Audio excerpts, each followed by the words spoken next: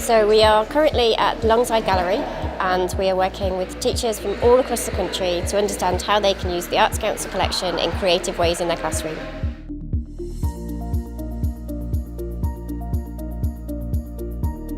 Today is really about how people use art with children and the value of it. And when you use an artist or artists with children, they should really interrogate the work. It's about asking the right kinds of questions, giving activities that make them feel like artists as well, and really kind of putting them at the centre of viewing, enjoying, exploring art, and then going back and making their own art.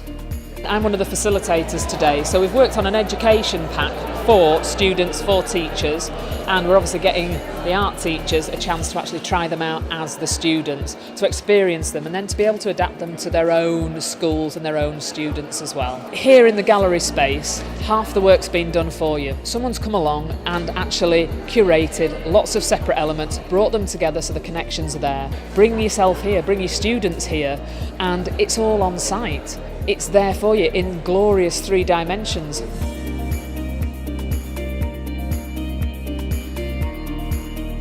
In the gallery introduces them to different art forms and the works of artists, and for example the children that I teach, I can teach the theory, I can show them the techniques, but to actually bring it alive by showing them real pieces of artwork in the wider world, it's just mind-blowing for them. They can't imagine it, otherwise it's just theory.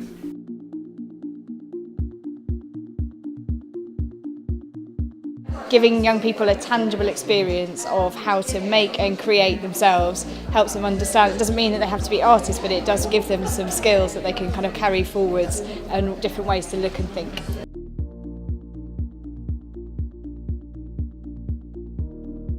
More often than not, young people's first visits to galleries and museums are with schools.